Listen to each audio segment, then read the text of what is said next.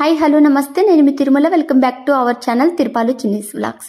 ఈ రోజు వీడియోలో శనగపప్పు సగ్గుబియ్యం పాయసం అంటే ఒంట్లో వేడి చేసినప్పుడు లేకపోతే ఒంట్లో నలతగా ఉన్నప్పుడు నీరసంగా ఉన్నప్పుడు ఈ సగ్గుబియ్యం శనగపప్పు పాయసం చాలా యూజ్ అవుతుందండి। చిన్న పిల్లల నుంచి ముసలి వాళ్ళ వరకు తాగగలిగే ఈ సగ్గుబియ్యం పాయసం ఎలా ప్రిపేర్ చేసుకోవాలో నేను మీతో షేర్ చేసుకుంటాను।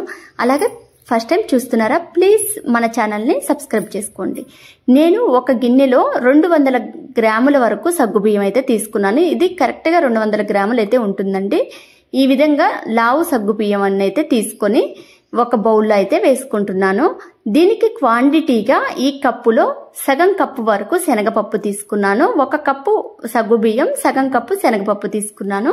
ఇప్పుడు వీటిని అరగంట ముందల ఈ విధంగా వాటర్ ని తగినన్ని పోసుకొని నానైతే పెట్టుకోవాలి।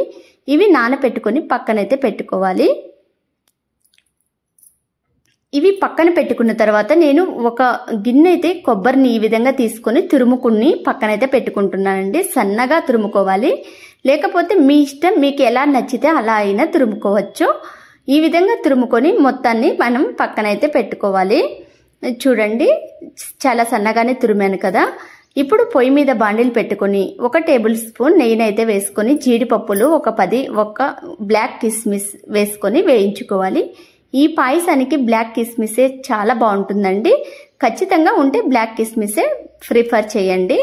ఈ విధంగా వేయించుకొని మనం ఒక బౌల్లోకి అయితే తీసుకొని పక్కనైతే పెట్టేసుకుందాం। అదే బౌల్తో మనం సగ్గుబియ్యాన్ని నానపెట్టుకున్నాం కదా క్వాంటిటీగా, అదే కప్పుతో ఒక 4 కప్పుల సగ్గుబియ్యానికి తగ్గట్టు ఒక 4 కప్పుల వాటర్ని అయితే వేసుకోవాలి। అలాగే శనగపప్పుకు తగ్గట్టు ఒక 2 కప్పుల వాటర్ని కూడా యాడ్ చేసుకుంటున్నాను। మొత్తంగా 6 కప్పుల వాటర్ని అయితే నేను వేస్తున్నాను। వేసుకొని చిటికెడు ఉప్పు వేసుకోండి। ఈ ఉప్పు వల్ల మనకి పాయసం ఎగుటు లేకుండా ఉంటుంది। బాగా మరిగించుకోవాలి। చూడండి ఈ విధంగా మరుగుతున్నప్పుడు మనం నానబెట్టుకున్న సగ్గుబియ్యం అయితే వేసుకోవాలి। చూడండి ఉబ్బిని కదా, బాగా నానైతే పోయాయి సగ్గుబియ్యాన్ని। ఈ వేడి వాటర్లో అయితే యాడ్ చేసుకోవాలి। అదే విధంగా మనం నానబెట్టుకున్న శనగపప్పును కూడా వేసేసుకోవాలి। ఇది తిప్పుకుంటూ ఈ సగ్గుబియ్యం అడుగంటుతాయండి, ఇవి తిప్పుకుంటూ మనం బాగా కలుపుకోవాలి। ఇవి రెండు బాగా ఉడికేంత వరకు కలుపుకోవాలి। సగ్గుబియ్యం త్వరగా ఉడకవు, బాగా ఉడికేంత వరకు ఇలా తిప్పుకుంటూ కలుపుకోవాలి।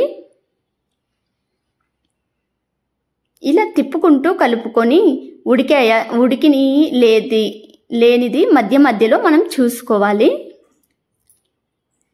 మధ్యలో చూసుకుంటూ మనం వీటిని తిప్పుకోవాలి। ఇదైతే ఖచ్చితంగా వేడి చేసిన వాళ్ళకైతే చాలా బాగా యూజ్ అవుతుందండి। ఈ విధంగా ఇంకా కొంచెం సేపు అయితే ఇంకొక 5 నిమిషాలు అయితే ఇవి ఉడకాలి। 5 నిమిషాల నుంచి 10 నిమిషాలు ఉడికితే పర్ఫెక్ట్గా అయితే ఇవి ఉడికిపోతాయండి। సగ్గుబియ్యం ఉడికేలోపు ఈ శనగపప్పు కూడా ఉడికిపోతాయి। దీనికి కొంచెం వాటర్ ఎక్కువగానే వేసుకోండి, ఎందుకంటే కొంచెం వాటర్ ఎక్కువ ఉంటేనే ఈ పాయసం అనేది మనకి చాలా బాగా వేడి చేసిన వాళ్ళకి యూజ్ అవుతుందండి। ఈ విధంగా చూడండి ఇప్పుడైతే ఇది ఉడికిపోయింది। మనం 1 కప్పుకి క్వాంటిటీగా 2 కప్పుల పంచదారనైతే నేను వేసుకుంటున్నాను। మీరు స్వీట్ ఎక్కువగా తినే వాళ్ళైతే ఎక్కువ కూడా వేసుకోవచ్చు, మేము తక్కువ తింటాం కాబట్టి తక్కువే యాడ్ చేశానండి। ఈ విధంగా పంచదారను వేసుకొని బాగా తిప్పుకుంటూ కలుపుకోవాలి।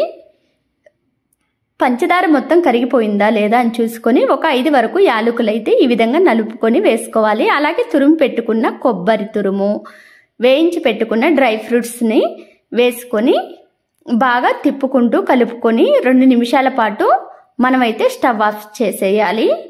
మనం స్టవ్ ఆఫ్ చేసి పక్కన పెట్టుకున్న తర్వాత ఇది మొత్తం పూర్తిగా ఆరేంత వరకు మనం పక్కనైతే పెట్టుకోవాలి। చూడండి ఇదైతే పూర్తిగా కరిగిపోయింది। ఇప్పుడైతే నేనైతే స్టవ్ ఆఫ్ చేశాను। ఇది పక్కనైతే పెట్టుకుందాం। పక్కన పెట్టుకొని పూర్తిగా చల్లారేంత వరకు దీన్ని ఉంచుకోవాలి। పూర్తిగా చల్లారిన తర్వాత దీంట్లోకైతే కొంచెం 1 టీ గ్లాసుడు పాలను కాచి చల్లారబెట్టుకున్న పాలనైతే వేసుకొని బాగా కలుపుకోవాలి।